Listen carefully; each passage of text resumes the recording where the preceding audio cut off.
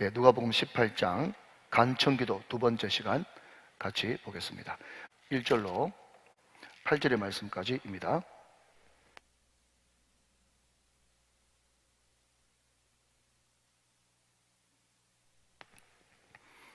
이 계시의 말씀을 합독하실 때 살아계신 하나님의 음성을 들을 수 있기를 원합니다. 시작.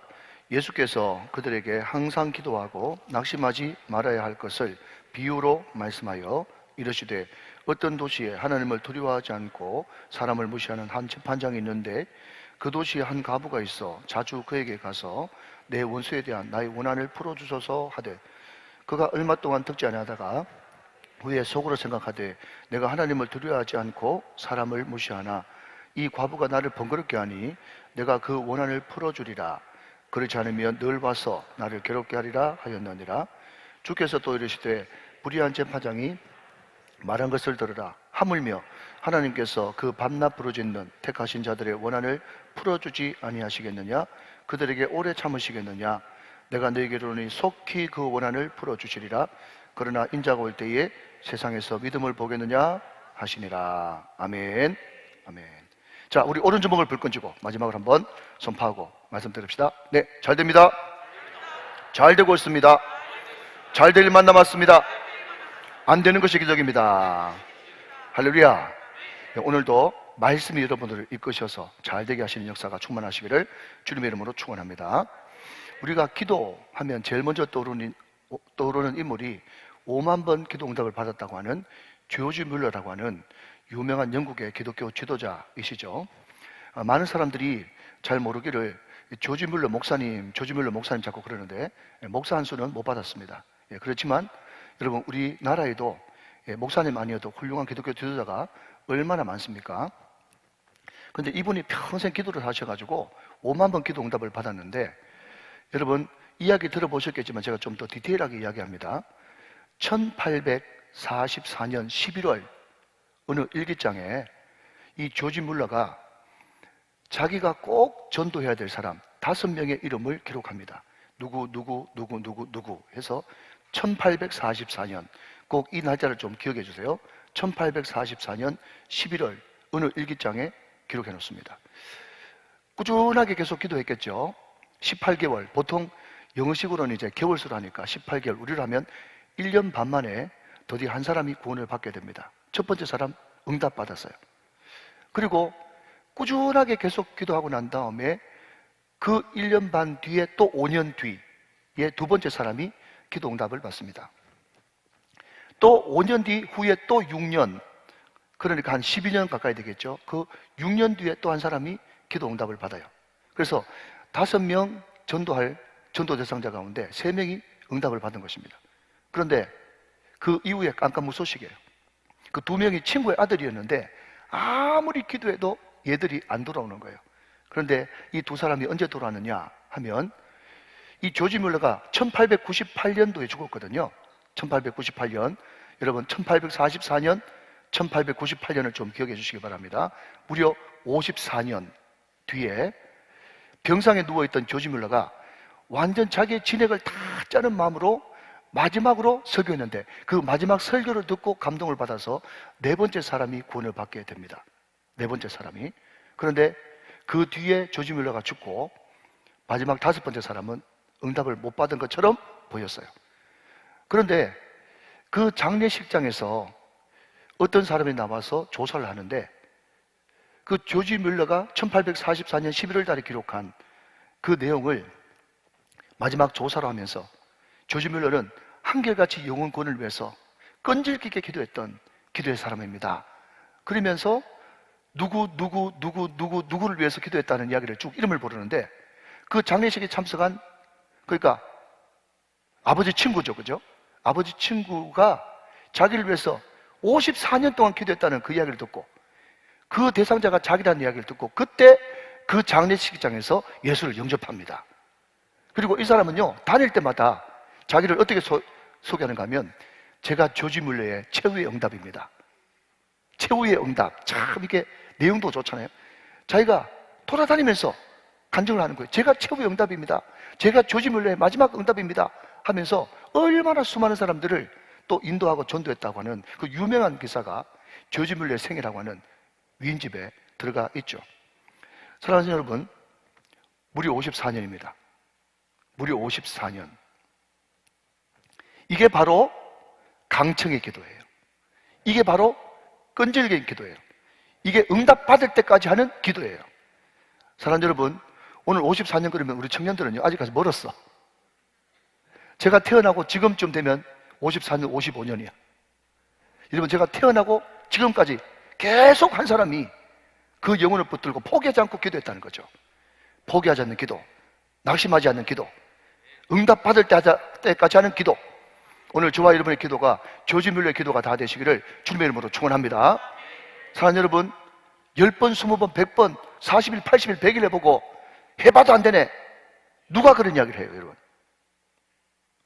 여러분들이 정말 어떤 기도 제목을 가지고 응답되지 않을 때 그냥 너무 길게 잡지 말고 딱 이 생각만 하세요.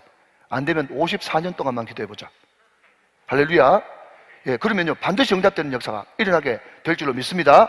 이게 바로 강청기도의 귀한 저는 샘플인 것 같아서 여러분에게 소개를 드립니다. 여러분, 너무 쉬운 대답이니까 한번 따라 하셔야 돼요. 이러면 그 금요 성령 집회는 1시간 가까이 말씀을 듣기 때문에 쿵짝이 안 되면 재미가 없어서 못 들어요. 너무 쉬운 질문부터 시작합니다. 오늘 지금 우리는 무슨 성경책을 펼쳐놨죠? 누가복음을 펼쳐놨습니다. 누가복음. 자, 그러면 좀 더 어려운 질문입니다. 누가는 유대인이에요? 이방인이에요? 이방인입니다. 이방인. 그러니까 유대인들은요, 굉장히 기도에 익숙합니다. 눈만 떴다 하면 기도이기 때문에 유대인들은 기도에 익숙해요. 그런데 이방인들은요, 정말 유대인들처럼 늘, 지금도 여러분 성지순례 가면 통곡의 벽에서 유대인들이 계속해서 여러분 반동을 넣으면서 기도하고 있지 않습니까? 유대인들한테는 기도는 일상이에요. 그렇지만 이방인들은요, 그 기도하는 것이 너무너무 신비롭게 보이고 또 이상하게 보였을 거예요. 그래서 여러분 지난주 우리가 살펴봤지만 누가복음 11장에 보면 주기도문이 나오고 강청하는 기도가 나오는데 그 주기도문과 강청하는 기도를 왜 주님께서 말씀하셨는가 하면요, 제자들이 예수님께서 기도하고 일어나는 모습이 너무 영롱하고 아름답게 보이는지 예수님, 요한이 제자들에게, 세례 요한이 제자들에게 기도를 가르쳐 준 것처럼 주님도 저에게 좀 기도를 가르쳐 주십시오. 거기서 시작된 그 다음이 주기도문과 강청하는 기도 아니겠습니까? 이해되시면 아멘. 그러니까 아마 모르긴 몰라도 누가가 자기 이름을 언명하진 않았지만 거기에 기도 좀 가르쳐 주십시오 라고 하는 사람이 가장 근접하게는 누가일 가능성이 상당히 농후해요. 왜? 그게 기록되어 있으니까. 그래서 여러분, 누가는 기도에 대해서 마태, 마가, 요한과 달리 굉장히 기도에 대해서 포인트를 찍고 있습니다. 이런 것과 참 이렇게 성경을 연구하는 사람한테는 재미있거든요.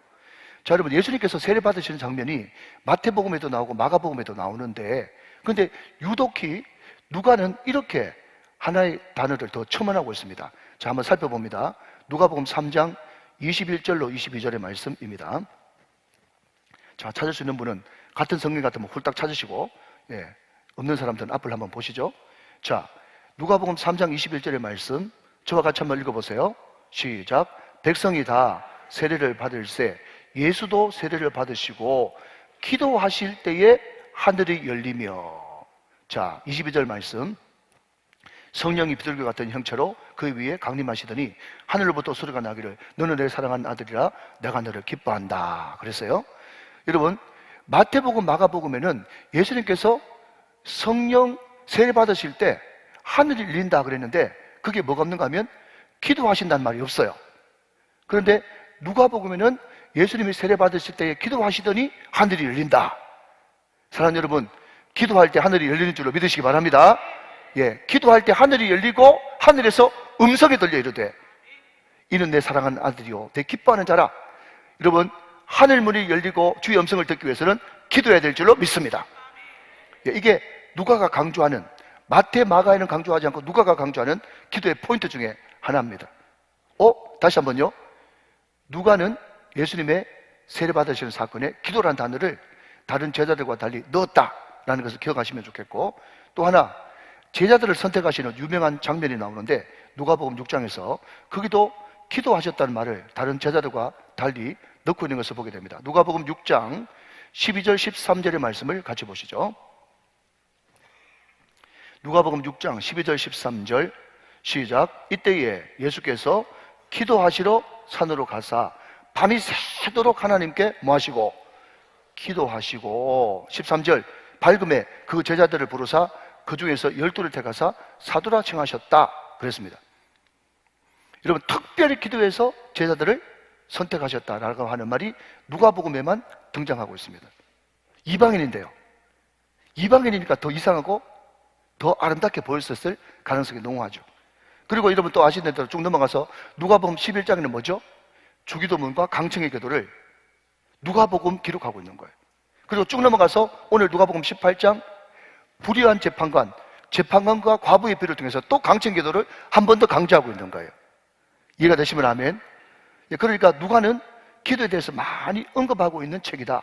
누가복음이 그렇다라는 것을 여러분 한번 방점을 찍고 가시면 좋겠고요. 자, 여러분 오늘 누가복음 18장을 펼쳐놨기 때문에 지난주에 시사했던 것을 잠시 다시 리뷰하도록 다시 한번 보도록 하겠습니다. 자, 여러분 누가복음 18장 앞에 몇 장이죠? 17장입니다. 17장. 자, 여러분 17장 몇 절 한번 보시는가 하면 26절을 한번 같이 한번 보세요. 26절 말씀. 자, 26절 말씀 같이 한번 읽어보세요. 시작. 노아의 때에 된 것과 같이 인자의 때도 그러하리라 그랬습니다. 지금 우리 예수님께서 종말에 대해서 설명하고 있으면서 종말은 노아의 때와 같이 롯의 때와 같이 될 것이다. 그때와 비슷한 현상이 나타날 것이다. 그 이야기를 지금 하고 계신 거예요. 그러면 노아 때가 어땠는데요? 궁금하죠? 논리는 궁금한 순서대로. 그죠? 궁금하지 않습니까? 노아의 때는 어떤 때인가? 자, 여러분 봅시다. 27절 말씀. 17장 27절. 같이 또 읽어요. 시작. 노아가 방주에 들어가던 날까지 사람들이 먹고 마시고 장가들고 시집가더니 홍수가 나서 그들을 다 멸망시켰다 그랬습니다. 자, 여러분 여기에 저는 먹고 마시고 장가들고 시집가고 이것도 중요하지만 제가 강조하고 싶은 포인트 중에 하나는 뭔가 하면 노아가 방주에 들어가던 날까지 저는 이것을 강조하고 싶어요. 자, 여러분 저를 보시면서 한번 따라 하시죠. 끝끝내. 시작. 끝끝내. 끝끝내. 그 경고의 말씀을 듣지 않고 늘 일상 먹고 마시고 장가들고 시집가고, 여러분 그게 잘못된 것이 아니고 끝까지 하나님의 일에는 관심 없고 자기 중심, 그 죄의 개념이거든요. 자기가 모든 것이 중심이 돼가지고 끝까지 안 돌이키고 끝끝내 방주에 안 들어가더라. 끝까지 주님을 믿지 않더라. 끝까지 교회 오지 않더라.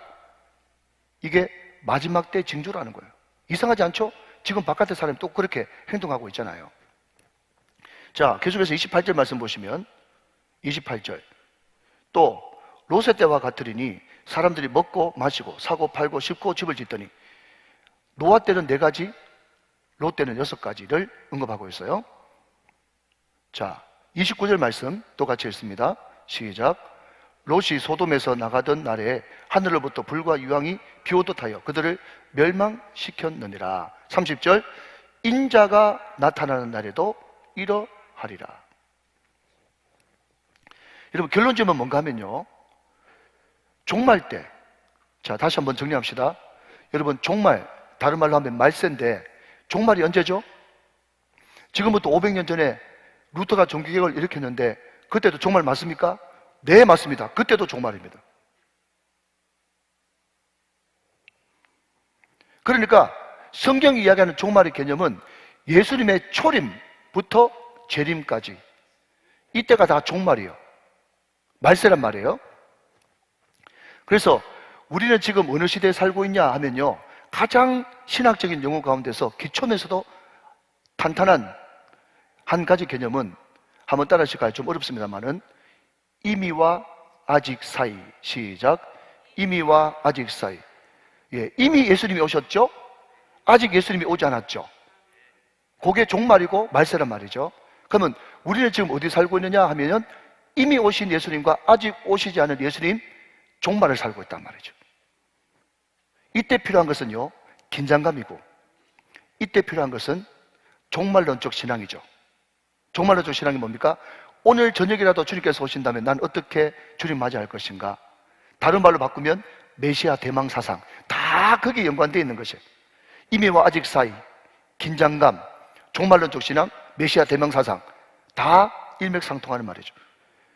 여러분, 종말 말세는요, 어감 자체가 밝아요, 어두워요? 우리는 밝지만 세상 사람들은 종말 또 말세 그러면 다 굉장히 어둡고 또 종말 이야기하면 여러분 굉장히 마음이 어려워하지 않습니까? 종말은 어두운 때예요. 종말은 힘든 때예요. 제가 우리 목자 모임에도 말씀을 드렸지만 저는 청년들을 사랑하잖아요. 제가 청년들을 사랑하거든요. 근데 우리 청년들하고 이야기해보면요, 20대 때 청년들은요, 20대가 참 힘든데 왜 힘드냐? 대학 들어가야 되죠. 군대 가야 되죠. 취직 걱정해야 되죠. 연애해야 되죠. 그러니까 20대 때 하나 관문 통과하기도 힘든데 엄청난 거를 20대 해야 되니까 목사님 20대가 제일 힘든데 맞아요 20대 힘들어요. 얼마나 힘드세요? 그런데 30대 청년한테 물어보면요, 30대가 제일 힘든데 30대 왜 힘드냐 그랬더니요, 이제 결혼해가지고 애 낳았는데 이놈이 자지도 않고 막 보채니까 내일 출근해야 되는데 죽겠다는 거예요. 그래가지고 이 30대 청년들한테, 30대 이제 우리 젊은 집사님들한테 뭐 봉사 좀 하세요 그러면요, 눈이 퀭 해가지고 완전 애기 엄마들은, 예? 전문용어로 그것을 구루마라 그러는데, 예? 구루마를 완전 좀비처럼 이렇게, 예? 끌고 오면서, 구루마를 끌고 오면서, 목사님 제가 얼마나 청년 때 열심히 했습니까? 애 좀 키워놓고 40대만 되면 뭐든지 하는 대로 다 할 테니까 30대만 좀 참아주세요. 이런 30대 애기 아빠 엄마들이 많습니다. 30대 제일 힘든 것 같아요. 우리 30대 얼마나 힘드세요? 근데 40대가 제일 힘든데, 40대가. 왜냐면요, 저도 여러분 사람 부려봤지만, 죄송합니다 이런 표현을 써서, 목사님들도 30대 후반 40대 초반 팽팽 돌아갑니다. 머리도 팽팽 돌아가고 일도 익숙하고. 그러니까 회사에서 제일 잘 써먹을 수 있는 사람이 30대 후반 40대 초반이에요. 그러니까 이분들한테 제자훈련 밤에 좀 합시다 그러면요, 먹고 죽을라 해도 시간이 없대. 밤늦게까지 계속해서 잡무에다가 자기 할 일 더 해야 되고 또 승진해야 되니까 거기 완전 올인해야 되지 않습니까? 회사 조직이 만만치 않지 않습니까? 그러니까 40대가 너무 힘든 거예요. 40대 어디 계십니까? 너무 수고 많으세요. 40대 얼마나 수고 많으세요? 50대한테 물어보니까 50대가 제일 힘든데, 50대가 왜 힘드냐 물어보니까요, 취직 한번 더 해야 된대. 취직 한번. 50대 때 다 직장에서 나와가지고 사업을 하든지 아니면 두 번째 직업, 세 번째 직업을 찾든지 찾아야 되는 거예요. 60대, 70대 그땐 제일 힘들어요. 건강이 안 따라줘요. 건강이. 뭘 하고 싶어도 건강이 무너지니까 경상도 말로 온 전신만시 안 아픈 데가 없는 거예요. 그러니까 60대, 70대 다 힘들어요. 다 힘들어요. 여러분 뭡니까? 여러분 종말을 사는 우리는 안전지대가 있다 없다? 없어요. 20대부터 여러분 10대 가서 한번 물어보세요. 10대한테 가서 안 힘든 거요. 우리 지금 어린 친구들 지금 앉아있는데, 예? 쟤들한테 물어보세요. 아빠 엄마 따라와가지고 죽겠다고, 예? 그렇게 이야기하는 우리 10대도 있어요. 그러니까 여러분 이 땅에 눈을 뜨고 발을 딛는 순간 안 힘든 세대는 하나도 없습니다. 종말을 살고 있기 때문에 그런 거예요. 다 힘든데 그럼에도 불구하고 우리 주님은 너무 무심하시게도 뭐라고 이야기하는지 아세요? 자, 여러분 37절 말씀, 17장 37절 말씀 보세요. 같이 읽습니다. 시작. 그들이 대답하여 이르되 주여 어두우니까 이르시되 죽음 있는 곳에는 독수리가 모이느니라 하시니라. 이 말이 무슨 말인가 하면요, 독수리 심판이 임한다는 거예요. 너 그렇게 널브러져 있지, 너 힘든다고 다 놓고 있지, 충성 안 하고 있지, 신앙생활 놓고 있지, 하나님 떠나고 있지, 그러면 죽음이 머물고 있는 거기에 반드시 독수리가 임하는 것처럼 독수리 심판이 임하게 될 거야. 하나님이 여러분의 담임 목사처럼 20대 얼마나 힘드세요? 30대 얼마나 힘드세요? 하면서 뭔가 좀 봐주는 소리 하면 되는데, 너 그런 식으로 널브러져 있지, 독수리 심판이 임할 거야. 너무너무 무서운 말씀입니다. 얄짤이 없습니다. 하나님은 안 봐줘요. 그러면 이 힘든 세상 거기에서 하나님의 심판을 받지 않고 이 말세와 종말을 살면서도 어떻게 심장이 펄펄 뛰며 가슴이 펄펄 뛰며 살아 생동하고 역동하는 그런 신앙생활을 할 수 있을까에 묻는다면 18장 말씀. 불의한 재판관의 비유를 통해서 아무리 힘들고 어려운 종말을 살면서도 그럼에도 불구하고 너희들이 강청하는 기도가 살아있다면, 할렐루야, 물고 늘어지는 그 기도가 살아있다면 너희들은 승리할 수 있다. 이것이 주님의 답이라는 거예요. 여러분, 제가 말씀드렸습니다. 중요하다 정도 가지고는 안 돼요. 왜냐하면 중요하다 그러면 더 중요한 게 오면 두 번째로 밀리거든요. 더 중요한 게 오면 또 세 번째 밀리거든요. 안 되는 거예요. 여러분, 기도는요, 누가 하느냐? 이거 안 하면 내 죽는다 생각하는 사람만이 기도할 수 있어요. 기도는 나에게 목숨이다 생각하는 사람만 기도할 수 있어요. 기도는 나에게 생명이다 생각하는 사람만 기도할 수 있어요. 그러니까 기도는요, 중요하다 정도까지는 안 된다니까요. 다시 한번 말씀드리잖아요. 이 말세에 다 힘든데 너 눈 깜짝할 사이에 정신줄 놓고 있으면 너 죽게 될 거야. 그때 독수리 심판이 임할 거야. 그 주님의 경고잖아요. 그 심판을 면하기 위해서는 뭐라고요? 강청하는 기도. 내 죽기 살기로 안 되면 기도한다 라고 하는 이 기도가 유일한 무기라는 거죠.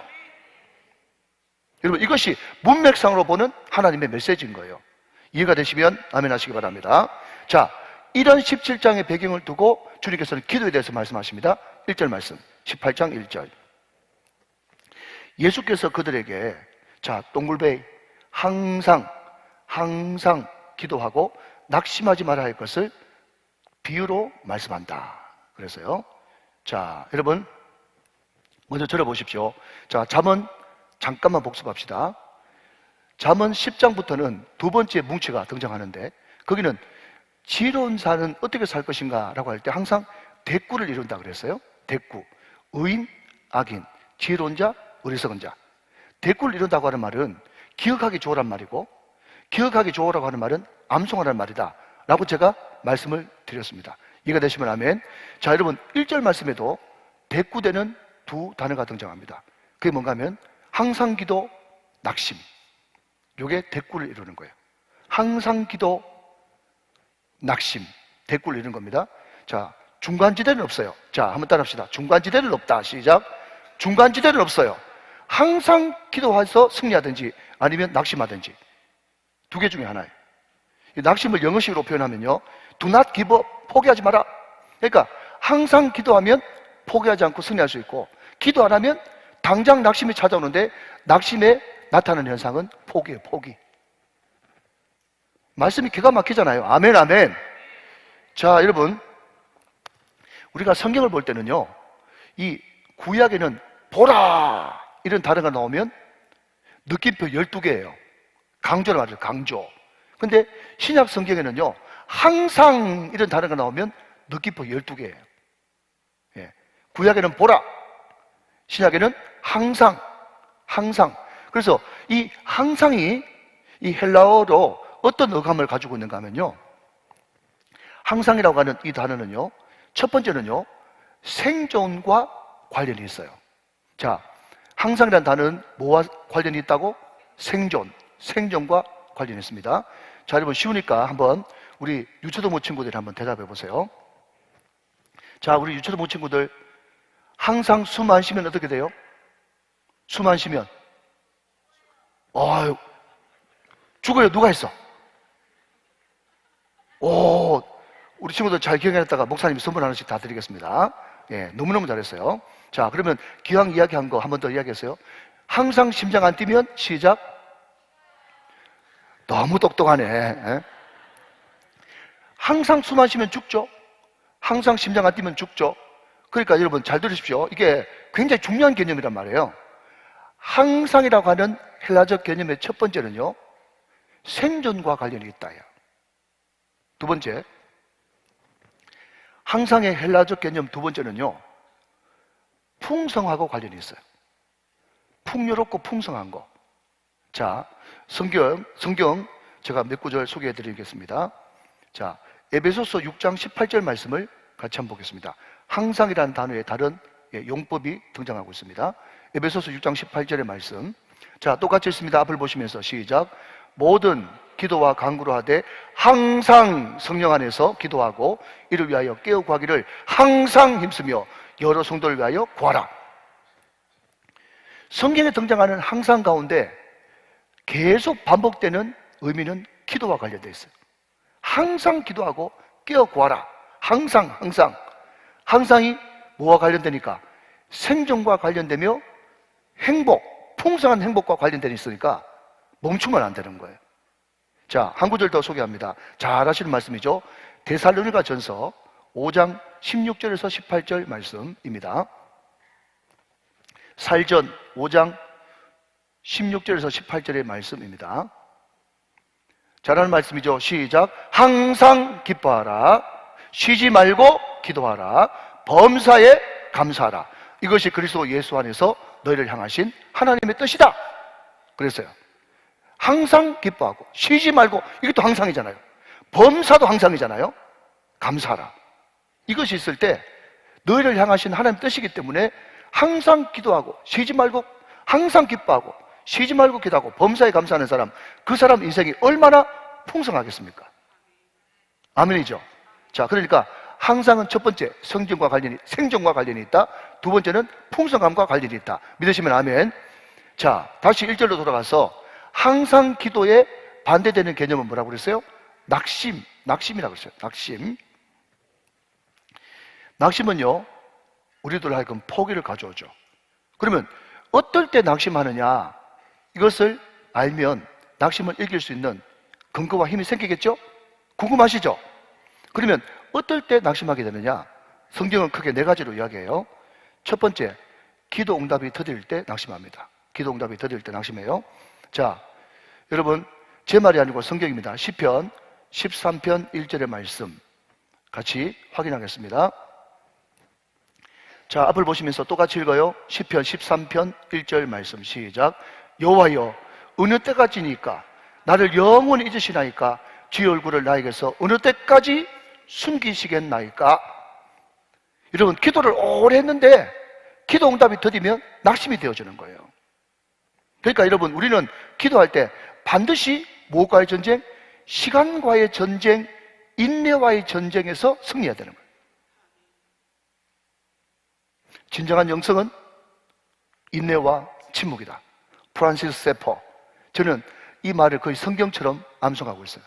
진정한 영성은요, 진정 주님을 살아가는 그 영성은요, 와다닥 하면서 여러분 방언하고 그것도 중요하지만, 여러분 예언하고 그것도 중요하지만, 병 고치고 여러분 뒤로 끔뻑끔뻑 넘어가고 눈 뒤집어지고 그것도 중요하지만, 그 사람이 진짜 영성 있는 사람이고 그 사람이 진짜 탁월한 하나님의 사람인가, 그것을 알아보는 척도는 환난과 고난과 역경이 찾아왔을 때 얼마나 입 다물고 인내할 수 있는가, 그게 그 사람의 영성의 현주소예요. 근데 우리 한국 사람들은요, 빨리잖아요. 빨리 어떡하지, 빨리. 그러니까 어떤 사람이, 목사님이 진정한 영성은 인내와 침묵입니다, 사는 성도님, 진정한 영성은 인내와 침묵입니다, 그랬더니요, 아, 그렇다, 내가 이때까지 너무 빨리 때문에 기도 응답을 제대로 못 받고 마음이 너무 힘들었구나. 이제 인내를 위해서 기도해야지. 주여, 저에게 인내할 수 있는 힘을 주시옵소서. 즉시 주시옵소서. 이런 수준 높은 이야기를 이해하시겠습니까? 그 버릇은 어디 안 간다니까. 이게 안 못해 문제예요. 이게 안 못해 문제라고. 여러분, 즉시 인내를 주옵소서. 그게 도대체 무슨 말이에요? 또 뒤에 말 할 뻔했는데 제가 안 못해로서 참겠습니다. 말이에요. 뭐예요? 도대체. 여러분, 기도 응답이 더딜 때 낙심하게 된다. 자, 두 번째, 소망이 더디 이루어질 때, 내가 너무 간절히 바라는 것이 있는데 이게 자꾸 떨어지고 하면 내 마음속에 낙심이 딱 찾아오는 거예요. 그게 도대체 어디 있냐? 잠언 13장 12절의 말씀에 있어요. 잠언 13장 12절의 말씀 시작. 소망이 더디 이루어지면 그것이 마음을 상하게 한다 그랬잖아요. 소원이 이루어지는 것은 곧 생명나무니라. 자, 보십시오. 소망이 어떻게 되면, 더디 이루어지면 그것이 마음을 어떻게 한다고? 상해요. 너무 당연한 말이죠. 네, 그렇지만 성경은 명확하게 이야기합니다. 소망 더디 이루어지고 자꾸 내 뜻대로 안 되고 하면 마음속에 낙심이 딱 찾아오는 거예요. 여러분, 그래서 항상 한 번 더 따라 하실까요? 옳게도 보고 거꾸로도 보고. 시작. 옳게도 보고 거꾸로도 보고. 그러니까 여러분, 낙심이 탁 찾아올 때 낙심의 원인이 첫 번째는 뭐라고요? 기도 응답이 더디될 때. 두 번째는요, 소망이 이루어지지 않을 때. 그걸 배웠잖아요. 도대체 왜 말씀을 듣는 것입니까? 왜 말씀을? 그것을 내 마음판에 새겨가지고 이것이 밑에 있다가 그냥 그 상황을 만났을 때 그냥 그것이 적용되라고 말씀을 듣는 것이지 알고만 있으라고 듣는 것이 아니에요. 아, 내가 지금 낙심이 찾아오는 거 보니까 내가 극복해야 되겠다. 이 낙심의 원인이 기도 응답 드릴 때, 소망이 드디어 이루어질 때인데 이거 목사님 말씀 들었는데 내가 일어나야 되겠다. 그 생각이 들어야 될 줄 믿습니다. 자, 세 번째는요, 언젠가면 피곤할 때 낙심이 찾아옵니다. 피곤할 때. 여러분, 그렇기 때문에 우리는 시간 관리를 잘 해야 돼요. 육신의 몸 피곤한 거, 영이 육 속에 포함되어 있기 때문에 너무 피곤하면 쉽게 무너지고 쉽게 낙심, 피곤이 찾아오거든요. 이게 굉장히 위험한 징조입니다. 그래서 우리 예수 믿는 사람들이 반드시 여러분들이 극복해야 될 것은 뭔가 하면 다람쥐 쳇바퀴가 돌아가듯이 돌아가는 것을 기뻐해야 돼요. 너무 좋은 말씀입니다. 여러분, 이거 우리 교육자들 중에서도 보면 우리 여기 계신 교육자들 한 분도 안 그런데 꼭 월요일에 되면 여러분 바람 쐬러 나가야 되고 차 마시러 나가야 되고 여행 다녀야 되고 월요일 날은 쉬고 나서 화요일부터 충전해가지고 열심히 하라고 주는 시간이 월요일인데 월요일 밤 늦게까지 돌아다니다가 화요일 날 꾸벅꾸벅 조는 사람이 있어. 그런 사람 확 한번 쥐어받고 싶어. 여러분, 한 번씩 노는 것도 노는 거지. 그게 완전 습관이 돼가지고 다람쥐 쳇바퀴 돌아가듯이 돌아가는 것을 지겨웠게 생각한다면 그 사람은 절대로 목사하면 안 됩니다. 돌았으면 설교, 돌았으면 설교, 돌았으면 설교, 돌았으면 기도, 돌았으면 기도, 돌았으면 기도 늘 반복되는데 그게 지겨우면 어떻게 되겠어요? 여러분, 저는요 평생 소원이 있다면 일어날 때 일어나고 기도할 때 기도하고 신방 갈 때 신방 가고 밥 먹을 때 밥 먹고 그래서 금요일 날에는 무조건 6시 반 되면 저는 밥을 줘야 돼요. 단 1분도 흐트러지면 안 됩니다. 금요일 날 6시 반에 밥 먹는 거. 그러니까 저는 딱 맞게 돌아가면 제일 좋겠어. 여러분, 이게 지겹지 않고요 너무너무 편하고 행복한 거야. 여러분 아시겠어요? 우리 청년들도 다람쥐 쳇바퀴 돌아가는 거 못 견딘다, 그 사람 회개해야 돼요. 아직까지 세상적인 사람이에요. 여러분, 설교 원고 없는 말인데 절대로 신앙생활은 주특기 가지고 할 수 없습니다. 잘 들으세요. 굉장히 중요한 말이에요. 군대 가면 일빵빵부터 시작해가지고 주특기가 있어요. 나는 소총수다, 나는 뭐 박격포다, 나는 군종이다, 나는 뭐 전차다. 자기 주특기가 있는데 그 군대 주특기는 그것만 잘하면 칭찬받아요. 절대로 신앙생활은 주특기 가지고 못합니다. 모든 일상이 다 소중한 거예요. 그렇기 때문에 여러분, 생활 사이클이 루틴하게 안 돌아가면 그 사람은 아무리 불같은 헌신을 해도 아무것도 아닙니다. 여러분, 다람쥐 쳇바퀴 돌아가는 것을 기뻐하십시오. 새벽에 눈 뜨면 새벽기도 나오고 열심히 기도하고 출근하고. 그러니까 학교 집 교회, 학교 집 교회, 직장 집 교회, 직장 집 교회, 그거 계속 돌아가는 것을 언제 학교 집 교회, 학교 집 교회 얼마나 행복합니까? 죄 안 짓고 좋잖아요. 그러니까 다람쥐 쳇바퀴 돌아가듯이 돌아가는 것이 만약에 굉장히 지겹게 생각되고 무료하게 생각된다면 빨리 회개하셔야 돼요. 상당히 위험한 사람입니다. 여러분, 쳇바퀴 돌아가듯이 돌아가야 나한테 뭐가 안 찾아오는가 하면 필요가 없어요. 왜? 피곤할 때 마귀는 찾아오거든. 그런데 말입니다, 육신의 필요 이상으로 피곤한 것은 관계의 필요입니다. 관계의 필요. 사람과의 관계 속에서 하나님께서 행복을 주시는데 그 관계가 깨지면 굉장히 피곤한 거예요. 그래서 여러분, 제가 거의 우리 교회 부임하고 나서 이런 말 처음 하는 것 같은데, 여러분 정말 여러분들이 저를 사랑하신다면 제 아내를 위해서 기도 많이 해주셔야 됩니다. 제 아내를 위해서. 그래서 물론 제 아내가 기도 더 많이 하고 저보다 더 훌륭한 사람이지만 그럼에도 불구하고 아내가 바가지 긁기 시작하면 제가 필요해지는 거예요. 제가 피곤합니다. 예. 여러분, 관계가 깨지면 피곤한데 피곤하면 찾아오는 게 뭐라고요? 포기, 낙심. Do not give up. 그러니까 목회가 계속 펄떡이면서 그냥 막 눈 시퍼렇게 뜨고 막 펄펄 뛰고 이렇게 하려고 그러면요, 사모가 내주를 잘해야 돼. 옆에서 피곤하게 하면요, 자꾸 그만두고 싶은 마음이 꿀떡같이 된다니까. 여러분, 제가 정말 농담이 아니라 여러분 진정으로 제가 딱 한 번 부탁드립니다. 사모를 위해서 기도 많이 해주십시오. 저희 관계가 좋아가지고 늘 아내의 격려를 받고 제가 또 아내를 사랑하고 아내를 저를 사랑하고 해가지고 제가 역동적으로 살아갈 수 있도록. 그래서 여러분의 담임 목사는 또 감정이 풍부하기 때문에 여러분들이 목사님 힘내십시오, 목사님 말씀 너무 은혜 많이 받았습니다, 그런 이야기 하면요, 제 죽는 줄 모르고 막 벌벌 뛰면서 합니다. 할렐루야. 예, 이게 굉장히 중요하거든요. 목사가 성령 충만하고 펄펄 뛰는데 교회가 붕 안 될 수가 있나? 안 되는 게 기적이지. 안 되는 게 기적이. 여러분, 그래서 관계가 깨지면 힘드는 거예요. 우리 장로님들 위해서도 기도해 주시고 우리 중직들 성도들 위해서 기도해 주세요. 저하고 관계가 깨지면요, 제가 관계 깨지는 것 때문에 내 모든 에너지의 90%가 거기에 쏟아부어져 버립니다. 그럼 교회 붕이 안 되는 거예요. 다시 한번 여러분들로 바꾸면 관계가 깨어지면 피곤이 찾아온다.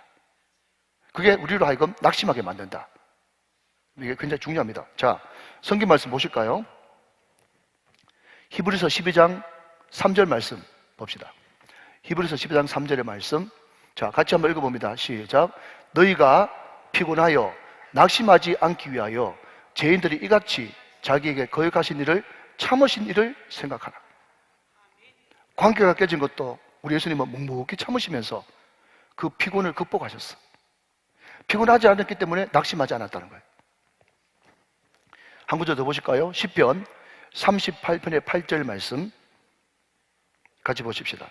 시편 38편의 8절. 자, 다 관련된 말입니다. 제가 피곤 여러 성경 구절 가운데 음선에서 제가 뽑아보니까 같이 한번 읽어보면 좋겠어요. 시작. 내가 피곤하고 심히 상하였음에 마음이 불안하여 신음하나이다. 보십시오, 여러분. 시편 말씀에 피곤하면 이런 현상이 나타난다고 이야기했지 않습니까? 자, 마지막 네 번째입니다. 마지막 네 번째, 선을 행하다가 낙심될 때 필요합니다. 자, 정리해 볼까요? 첫 번째는 뭐라고요? 기도 응답 드릴 때. 두 번째는요, 소망이 이루어지지 않을 때. 세 번째는요, 피곤할 때. 네 번째는 선을 행하다 낙심될 때. 피곤이 찾아온다. 자, 여러분, 네 가지만 알아도 엄청나게 많이 하는 거죠? 자, 갈라디아서 6장 9절 말씀 같이 봅니다. 갈라디아서 6장 9절 말씀. 자, 앞을 보시면서 또 같이 읽어봐요. 시작. 우리가 선을 행하되 낙심하지 말지니 포기하지 않으면 때가 이름에 거두리라. 자, 조금만 띄워놓으십시오. 여러분 보십시오. 계속해서 성경은 낙심과 포기를 한 뭉치로 이야기하고 있지 않습니까? 낙심 이꼴 포기예요. 여러분, 자, 이제 집어주시고요. 사람이 시험 들 때 가장 미안하지만 얕은 시험은 물질 시험이에요. 두 번째는요, 건강이 무너지는 거예요. 이게 시험이거든요. 근데 여러분, 돈보다 건강보다 가장 우리를 낙심시키는 뭔지 아십니까? 배신당하는 거예요. 믿었던 사람한테 등에 칼 꽂힐 때 사람은 엄청나게 시험을 받게 됩니다. 그러니까 인간은 어쩔 수 없이 사람인자답게 관계의 존재인 것 같아요. 근데 중요한 것은 너희가 선을 행하되 낙심치 말지니 피곤하지 않으면 때가 되면 거두리라. 여러분, 거둔다라고 하는 이 개념도 제가 꿀팁을 하나 드립니다. 때가 되면 거두는데 거두는 장소 또 거두는 대상이 다를 수 있어요. 제가 경험해 보니까. 무슨 말인가 하면요, 여러분, 이 회사에서, A 회사에서는요, 내가 전혀 인정 못 받았어요. 그런데 거기서 견디다 못해가지고 하나님의 인도하심으로 딴 회사로 옮길 수 있지도 않겠습니까? 그러면 난 똑같이 행동했는데 그 회사에서는 엄청 인정받는 거예요. 다시, 거두는 장소와 대상은 다를 수 있다. 내가 꼭 여기서 거둬야 된다 생각하지 마십시오. 하나님은 장소를 바꿔서 거둘 수 있습니다. 그리고 내가 종업원한테, 내가 내 부하한테, 내가 믿었던 사람한테 엄청나게 배신당하고 당하지 않습니까? 그러면 하나님께서 낙심하지 않고 포기하지 않고 계속 주님 바라면서 한결같이 주님 앞에 나가면 하나님께서는 더 좋은 직원, 아멘, 더 좋은 종업원, 더 좋은 부하 직원들 붙여주셔가지고 그 모든 것들을 복리로 갚아주십니다. 그게 바로 하나님께서 거두게 하시는 원리예요. 한번 따라 하실까요? 거두는 장소와 대상은 다를 수 있다. 꼭 명심하시고 낙심하지 마시기 바랍니다. 예, 하나님께서 꼭 그렇게 하실 거예요. 자, 여러분 이제 좀 더 나가보도록 하겠습니다. 여기에 두 사람이 등장합니다. 한 사람은 누구죠? 재판관, 불의한 재판관이에요. 또 한 사람은 과부입니다. 참 여러분, 친절하게도 오늘 성경 본문은요, 이 재판관이 어떤 재판관인지 분명히 설명하고 있어요. 2절 말씀 봅시다. 18장 2절 말씀. 자, 여러분 저를 돕는 의미에서 같이 한번 읽어보실까요? 시작. 이르시되 어떤 도시에 하나님을 두려워하지 않고 사람을 무시하는 한 재판장이 있었어요. 그렇기 때문에 이 사람은 불의한 재판관이라고 별명을 붙여준 거예요. 자, 친절하게도 이 사람은 하나님 두려워하지 않고 사람을 무시해요. 천상천하 유아독전이죠.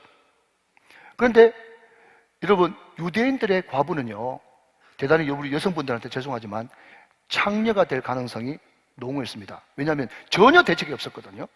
전혀 대책이 없었기 때문에 유대인으로서 그 시대에 수천 년 전에 유대인으로서 과부는 그렇게 될 가능성이 많이 있었습니다. 그러니 중요한 것은 재판관이라고 하는 이 지체 높으신 양반하고 이 과부라고 하는 이 두 사람은 절대로 만나려고 해도 만나기 쉽지 않은 그런 관계입니다. 이 사람이 여러분 하나님을 두려워하지 않고 사람을 무시하는데 이 과부가 와가지고 이야기한다고 한들 들어주겠어요? 택도 없죠. 그러니까 이 사람은 재판관을 만나는 것부터 시작해서 하소연하는 것부터 시작해서 모든 과정까지가 처음부터 끝까지 다 절망이에요. 절망. 잘 들으십시오. 지금 여러분 이게 밑에 게 돌아가야 나중에 횡 돌아가는 겁니다. 자, 그러면 여러분 대답을 또 해보시죠. 오늘 본문에 등장하는 이 재판장이 누구를 가르칩니까? 하물며라고 이야기했으니까 하나님이 자기를 불의한 재판관에 비유했어요. 얼마나 답답했으면, 얼마나 이 기도를 가르쳐주고 싶었으면 하나님 자신을 불의한 재판관에 비유했다고요. 비유라고 하는 것은 나를 놓다 이런 뜻이에요. 그러면 여기 등장하는 과부는요, 과부는 누굽니까? 우리고 제자들이에요.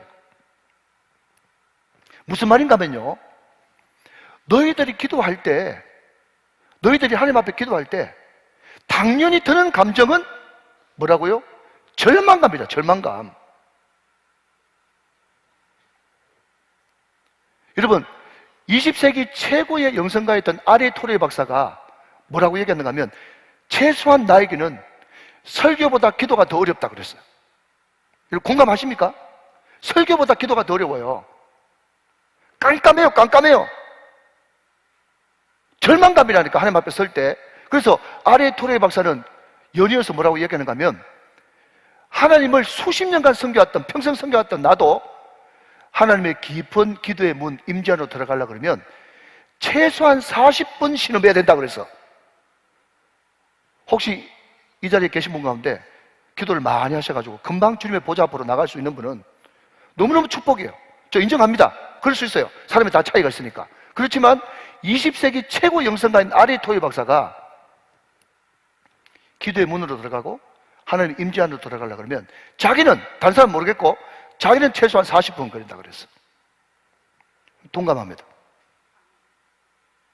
그래서 여러분 제가 우스갯소리로 그런 이야기 하잖아요. 무슨 이야기를 하는가 하면 어떤 사람이 다이어트를 열심히 하는데 살은 계속 쪄.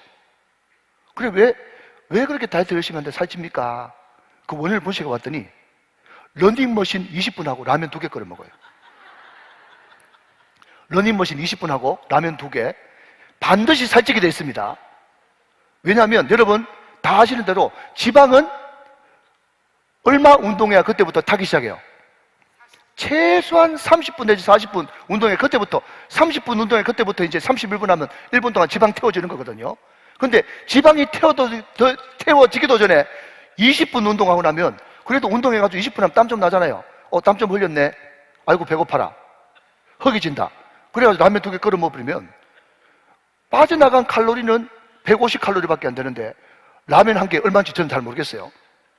먹는 거는 5000칼로리 먹어버리니까 살이 안 찌고 되나? 그러니까 여러분, 기도라고 하는 것도 뭐라고요? 최소한 30분, 40분 이상 기도해야 그때부터 본격적인 기도가 시작되어지는 것입니다. 그래서 우리 교회 어떤 우리 성도님 가운데 너무 답답해가지고 우리 교회 오셨다가 우리 교회 등록하신 분 계시는데 그분이 너무 억울하고 답답하고 정말 속에 천불 나는 일이 있어가지고 막 교회에서 막 강청하는 그런 기도를 막 했더니 그 교회 장로님이 오셔가지고 어깨를 툭툭 치면서 기도되고 그러더래요. 성도님 깊이 묵상기도 하세요. 그렇게 이야기했대요. 여러분 저도 해봤는데요, 통성기도가 안 되는 사람은 묵상기도가 안 됩니다.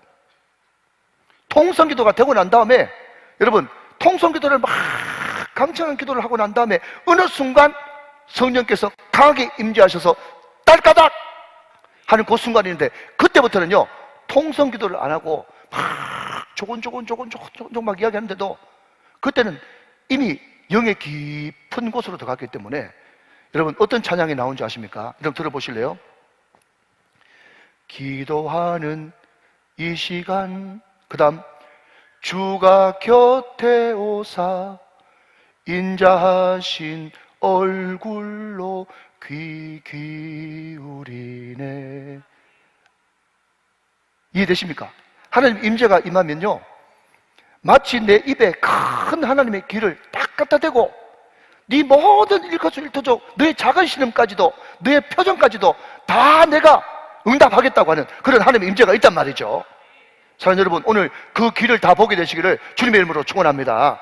그러니까 말이죠, 그 사람이 진짜 기도하는 사람이냐 진짜 기도하는 사람이 아니냐, 그것을 어떻게 할 수 있는가 하면요, 내가 정말 하나님 앞에 섰을 때 마치 불의한 재판관 앞에 선 과부처럼 절망감이 덕 들고 막막함이 떡 들고 정말 벽창호를 맞는 듯한 그런 기가 막힌 그런 감정이 들 때 정말 기도하는 사람은요 당연하지, 전능하신 하나님 앞에 서는 내가 죄인이 당연하지, 그렇게 생각하면서 절망감을 당연한 것으로 받아들이고 그것을 극복하는 사람은 진짜고, 그 절망감, 깜깜함, 어둠이 나한테 탁 부딪혔을 때 기도해봐도 안 되네, 깜깜하네, 기도가 안 나오네, 실망되네, 낙심되네, 그래서 물러서면 그 사람은 가짜라는 거예요. 이해되십니까 여러분? 기도는 절망감을 경험하는 것이에요.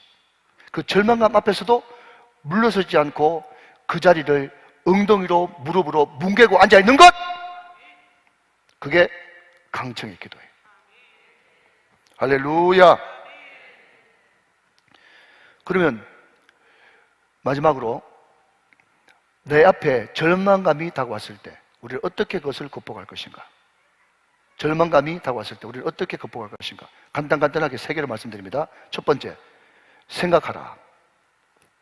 따라합시다. 생각하라. 여러분, 뭘 생각해야 되는가 하면 이 과부가 재판장을 알았잖아요. 그 재판장이 어떤 사람이라는 것을, 하나님을 두려워하지 않고 사람 무시한다는 것을 알았잖아요. 그럼에도 불구하고 이 과부는 생각하고 알았죠. 뭘요? 내 이 모든 원한을 풀어줄 수 있는 사람은 저 사람밖에 없다 라는 것을 알았다는 거예요. 사랑하는 여러분, 생각하십시오. 뭘 생각해야 될까요? 우리 하나님은 우리가 기도할 때 졸지도 않고 주무시지도 않고 우리를 지켜보시는 분이십니다. 시편 121편 4절 말씀 보겠습니다. 시편 121편 4절 시작. 이스라엘을 지키시는 이는 졸지도 아니하시고 주무시지도 아니하시리로다. 이것을 생각하십시오. 두 번째, 마태복음 6장 8절 시작. 그러므로 그들을 본받지 말라. 구하기 전에 너희에게 있어야 할 것을 하나님 너희 아버지께서 아시느니라. 아멘. 우리는 이방인 아닙니다. 우리는 고아니에요. 고아는 아버지가 없기 때문에 무엇을 먹을까, 무엇을 마실까, 무엇을 입을까 늘 염려해야 돼요. 그렇지만 우리는 아버지가 있기 때문에 우리는 그분께 구하면 아시는 그분이 다 알고 채워주십니다. 여호와 이래. 자, 누가복음 11장 9절부터 13절 말씀까지. 구하라 주실 것이요, 찾아라 찾아낼 것이요, 문을 두드리라 열릴 것이니, 구하는 이마다 받아낼 것이요, 찾는 이가 찾아낼 것이요, 두드리는 이에게 열릴 것이니라.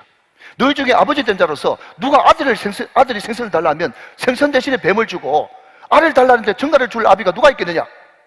너희가 악할지라도 좋은 것을 자식에게 줄 줄 알거든 하물며 너희 하늘 아버지께서 구하는 자에게 성령을 주시지 않겠느냐. 아멘. 이것을 생각하고 알아라는 거예요.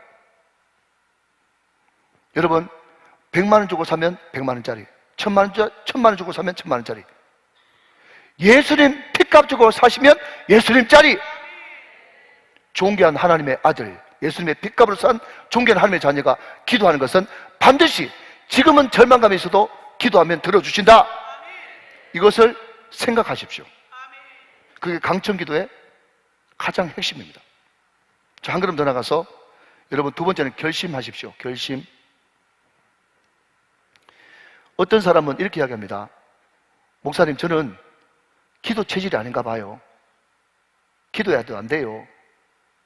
여러분, 이 세상에 기도 체질 아무도 없습니다. 잘 들으십시오. 이 세상에 기도 체질 아무도 없어요. 아리 토레 같은 그 목사님도 설교보다 기도가 더 어렵다고 그랬어. 자기도 40분 동안 용을 써야 하늘 문이 열린다고 그랬어.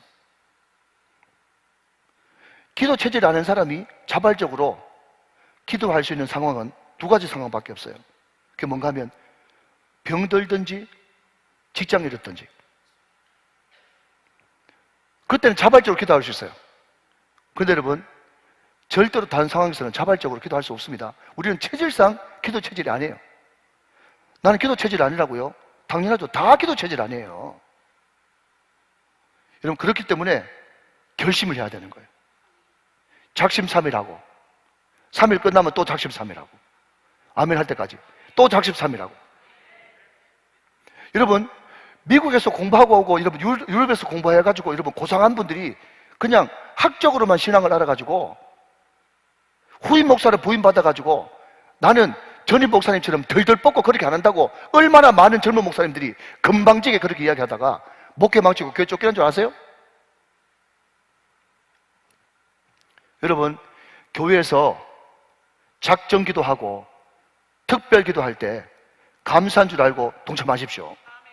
계속해서 결심하고 내가 이번에 쾌건해야 되겠다, 그런 결심이 계속 있을 때 여러분, 우리는 뜻을 정하는 다니엘처럼 승리할 수가 있는 것입니다. 여러분, 명심하십시오. 기도 체질의 사람 아무도 없습니다. 기도 많이 한 사람한테 물어보세요. 기도 쉬운가? 기도는 어렵습니다. 결심하고 결심해야 기도할 수 있는 거예요. 자, 첫 번째는 생각하십시오. 두 번째는 결심하십시오. 마지막 세 번째는요, 명확하십시오. 명확해야 됩니다. 여러분 보십시오. 이 과부가 불의한 재판관을 찾아가가지고 이야기하는 것은 딱 하나밖에 없어요. 그게 뭐죠? 내 원한을 풀어주시옵소서. 여러분, 어디에 깊이 몰입하게 되면요, 단순 명확합니다. 복잡하잖아요. 어떤 사람이, 여러분, 물이 너무너무 목마릅니다. 물이 먹고 싶어요. 그런데 물 먹고 싶다는 것을 기도할 때 어제도 계시고 오늘도 계시고 전지전능하시고 자비하시고 물 좀 주세요. 이런 사람 세상 천대 되세요. 물 주세요. 아멘. 물 주세요. 이게 여러분 강청기도입니다. 단순 명확한 강청기도. 물 주세요. 여러분, 제가 오래전에 금조성년 집회 때 제가 조영기 목사님 이야기를 하면서, 조영기 목사님이 온 몸이 다 병이었잖아요. 늘 여러분 장이 안 좋은 거예요. 해산물 먹으면 바로 나오는 거예요. 계속 여러분 조영기 목사님이 30번이고 40번이고 50번이고 계속해서 장은 강건해질지어다, 장은 강건해질지어다, 응답받을 때까지. 그래서 모든 기도의 위대한 위인들 이야기를 들어보면요, 어떻게 기도 응답을 그렇게 받습니까? 라고 했을 때 단순 반복이에요. 물 주세요. 병 고쳐주세요. 아멘 할 때까지 내 원한 풀어주세요. 성령 주세요. 똑같은 기도를 계속 합니다. 그게 여러분 기도의 위대한 사람들의 공통적인 특징이더라고. 제가 얼마나 여러분 설교도 많이 듣고 책도 많이 받겠어요. 기도에 관해서 말이죠. 그러면 가방끈이 좀 긴 사람들은 항상 뭐라고 얘기하는 거면, 목사님 그거 똑같은 기도 늘 주문 외우듯이 반복하는 거, 그거 중언부언 기도 아닙니까? 또 이렇게 나오죠. 중언부언 기도. 근데 여러분, 여러분들이 중언부언 기도 이것을 또 하려고 그러면 또 시간이 오래 걸리기 때문에 제가 딱 한마디로 예를 들게요. 중언부언 기도는, 성경이 이야기하는 중언부언 기도는 어떤 것을 말하느냐? 잘 들으십시오. 어떤 선교단체에서 많은 분들이 같이 막 이렇게 뚝 빙 둘러 앉아가지고 기도를 하고 있는데, 어떤 간사가 다른 사람이 막 기도하는데 이 사람이 뭐라고 중간에 이야기했는가 하면, 두부 사려! 그랬거든요. 도대체 이 사람 뭐 막이 들었냐? 왜 그러냐? 여러분, 다른 사람 다 기도하는데 졸다가 꿈에서 두부 장사가 나타난 거예요. 두부 사려! 그게 중언부언 기도예요. 뜬금없이. 여러분, 또 어떤 사람은요, 막 이제 모여가지고, 우리 시대 때인데, 막 이렇게 같이 수련을 위해서 수련 앞두고 막 기도하고 있는데, 갑자기 기도하다가, 진실아! 그러고. 꾸벅 졸다가 꿈에서 최진실이가 나타났어. 진실아! 여러분, 이게 중언부언 기도예요. 아시겠죠? 자다 봉창 두드려 소리 하는 거. 전혀 그 기도 제목하고 맞지 않는 두부 사려! 진실아! 이게 중언부언 기도라고. 알겠습니까, 여러분? 그런데 여러분, 내가 성령 충만을 정말 받고 싶다. 그러면요, 성령 주세요. 성령 주세요. 주여 성령 주세요. 성령 주세요. 응답받을 때까지 성령 주세요. 계속 명확하게 부르짖는 것은 결단코 중언부언 기도가 아닙니다. 포기하지 말고 기도하세요. 내 원한을 풀어주옵소서. 내 원한을 풀어주옵소서. 여러분, 유튜브에 김문은 목사 원한을 풀어주옵소서, 그거 한번 여러분 오래전에 여덟 수목원교에서 집회한 건데 한번 들어보십시오. 그 김문은 목사님 그 엄마가 과부인데, 과부가 여러분 키도 조그마한 사람이 말이죠. 논에 물 들어갔다가, 그 내용 중에 들어오는 겁니다. 논에 물 들어갔다가 나무 집 그 남자가 말이죠, 자기 집에 물 대뿌리면 그때만 해도 물을 못 대잖아요. 그러면 이 자기 어머니가 말이죠, 지독하게 왜 내 눈에 물을 네가 대놓 하면서 싸우다가 안 되면 논바닥에 막 퍼지고 앉아가지고, 거의 뭐 삽 크기하고 엄마 키 크기하고 비슷하대요. 그 삽을 땅바닥에 내놓고 논바닥에 퍼지고 앉아가지고, 아이고 이놈아 내 과부라고 니 내 놀리지? 코를 팽 풀면서, 그러면서 교회 뛰어가가지고 하나님 앞에 기도한대. 막 퍼지고 앉아가지고, 주여 내 원한을 풀어주옵소서. 내 원한을 풀어주옵소서. 액센트가 중요하잖아요. 코를 팽 풀면서 내 원한을 풀어주옵소서. 응답받을 때까지. 여러분, 기도는 무기입니다. 유일한 무기. 기도할 때 여러분 반드시 절망감이 오는 것은 당연합니다. 그때 절망감 앞에서 엉덩이 뭉개고 있고 무릎 꿇고 버틸 수 있는 사람이 기도하는 사람. 이 절망감을 극복하기 위해서는 생각하십시오. 결심하십시오. 명확하게 하십시오. 이것이 기도의 승리 비결입니다.